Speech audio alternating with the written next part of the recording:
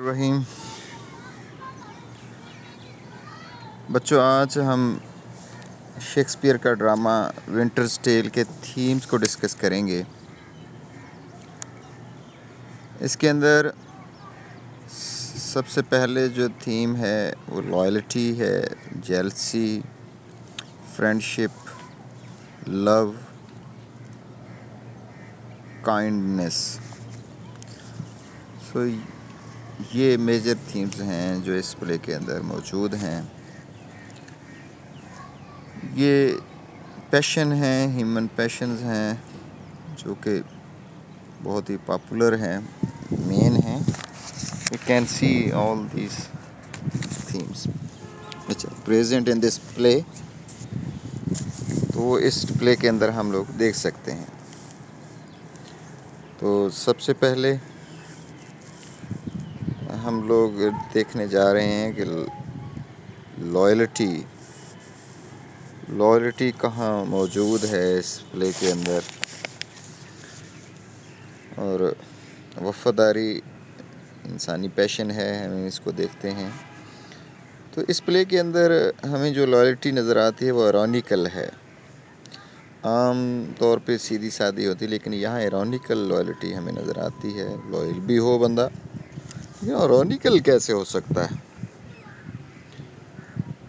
तो इसमें इरोनिकल इस तरह है कि जो कैमिलो है, he is the best friend, servant, loyal friend, faithful servant who is present in the palace of Leontes। Leontes का बहुत वफादार है, बड़ा लॉयल आदमी है, लॉयल सर्वेंट है। अच्छा, इसका जो दोस्त है पोलोनेक्सीज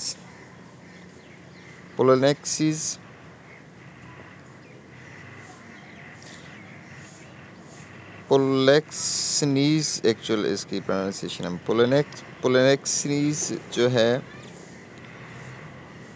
वो लियोनिटीज का बड़ा गहरा दोस्त है।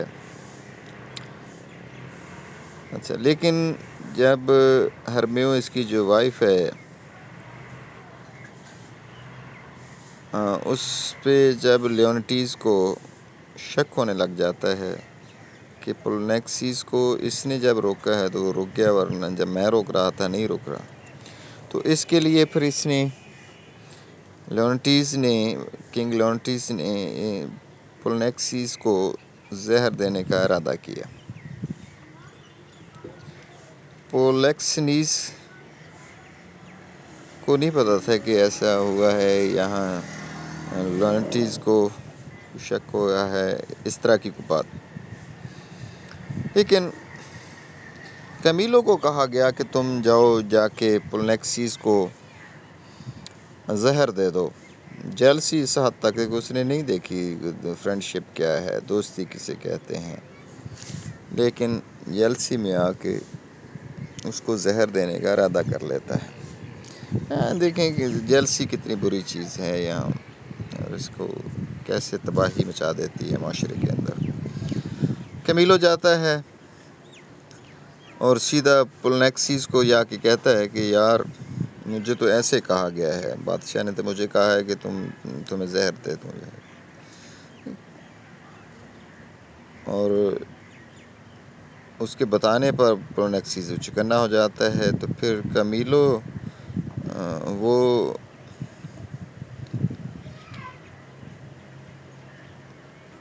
बोहेमिया जाने का इरादा कर लेता है, पर कैमिलो को भी पता चल जाता है कि अच्छा, मैंने जहर तो नहीं दी,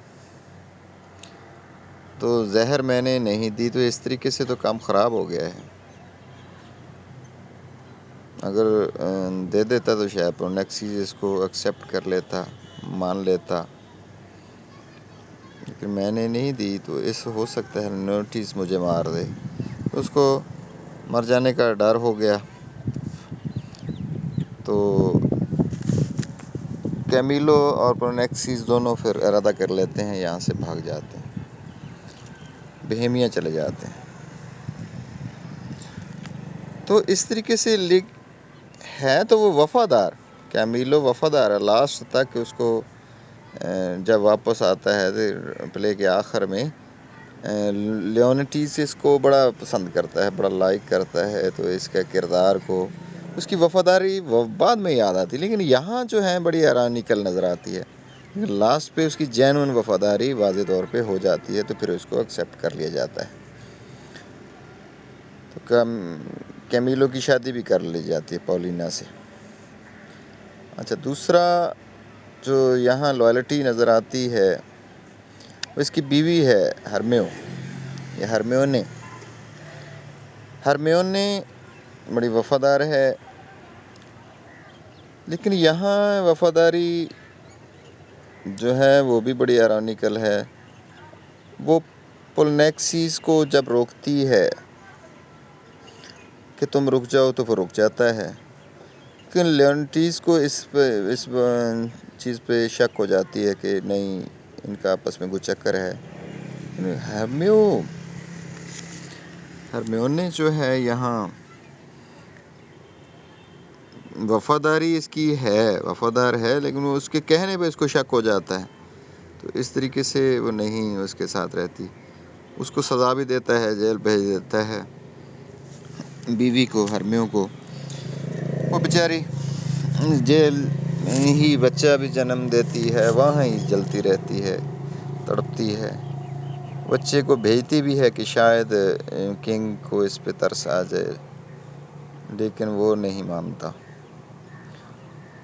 तो इस तरीके से इसकी वफादारी जो है वो भी आयरॉनिकल हो जाती है यहाँ। दूसरा जो थीम है वो हम देखते हैं, डिस्कस करते हैं कि लव एंड फ्रेंडशिप है। Love and friendship. लियोनिटीस और पोलिनेक्सिस दोनों बड़े अच्छे यार हैं, दोस्त हैं। ओथर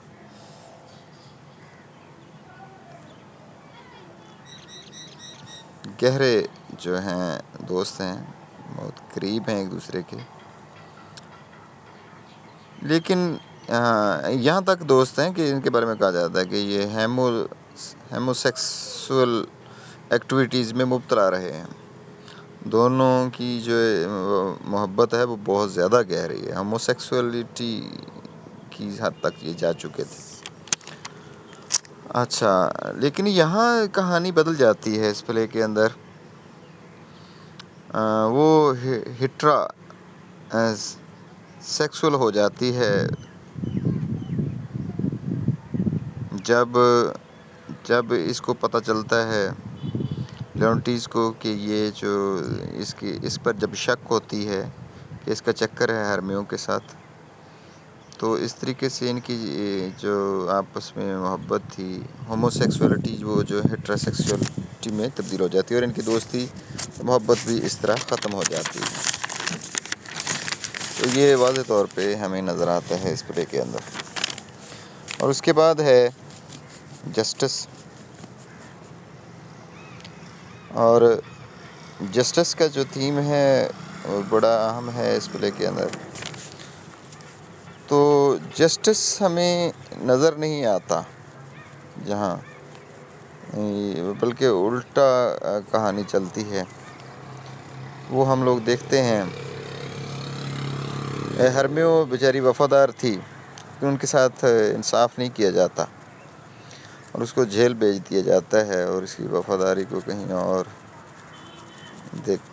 समझा जाता है और उसको सज़ा के लिए भेज दिया जाता है। और कैमिलो के साथ भी कोई इंसाफ नहीं हुआ, हालांकि वफादार था, लास्ट पे था, लेकिन वहाँ उसको भी भेज दिया जाता है। और शेफर्ड, अच्छा, फ्लोरिज़ल और परदित्ता की तो मोहब्बत थी आपस में,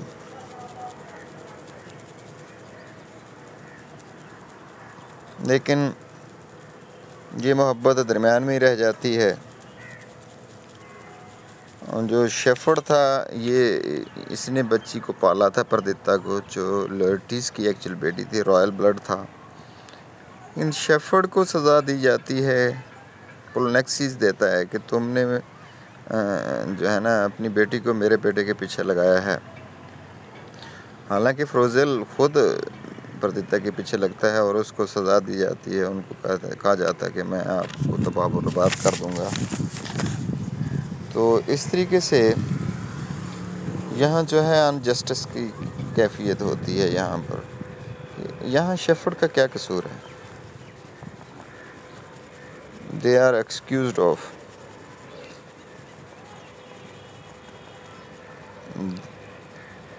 अब सज़ा इनको ये मिली, हालांकि उन्होंने तो काइंडनेस दिखाई है, उनको प्रदीप्ता को लेके पाला पोसा, मोहब्बत उनको हो गई है, वो अलग मामला है, लेकिन शेफर्ड को खामखा सज़ा दी जाती है।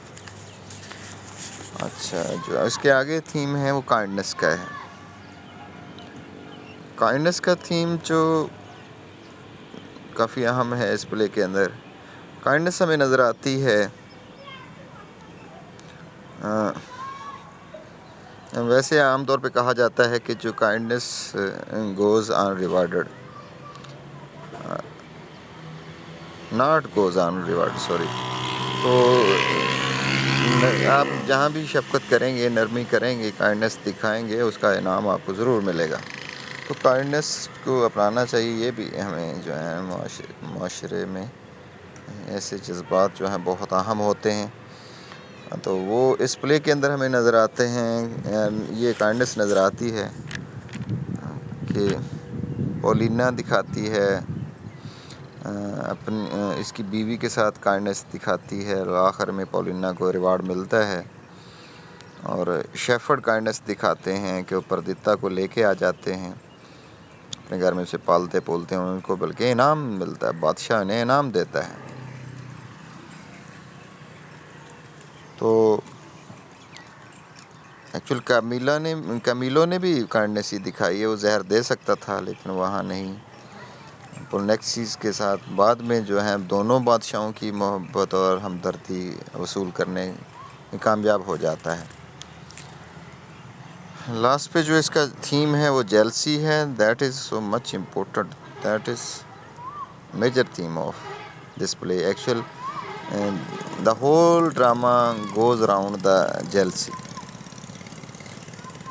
जेलसी का ही तो मेन जो थीम है जो इस प्ले के अंदर हमें नज़र आता है।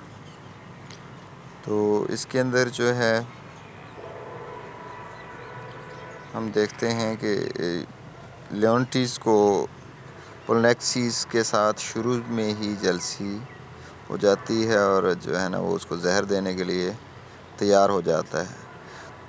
तो जेलसी कितनी बुरी चीज़ है। और पे यहाँ पूरे के पूरे ड्रामे के अंदर जो तबाही मचती है वो जेलसी की वजह से मिलती है। इसी तरीके से ओथेलो के ड्रामे के अंदर भी यागो उसके कान भरता है कि उसकी वाइफ ऐसी है और जिसकी वजह से उसका ख़ानदान तबाह हो जाता है। लेकिन वो ये था कि यागो एक्चुअली उसके कान भरता है, लेकिन यहाँ पर वो ये खुद शक कर लेता है। लियोन्टिस पोलनेक्सिस के ख़िलाफ़ कि ऐसे कैसे हो सकता है। उनको वो मुस्कुराती है, वो इन चीज़ों की वजह से उसको शक पड़ जाता है कि ये जो इनका आपस में कुछ चक्कर है।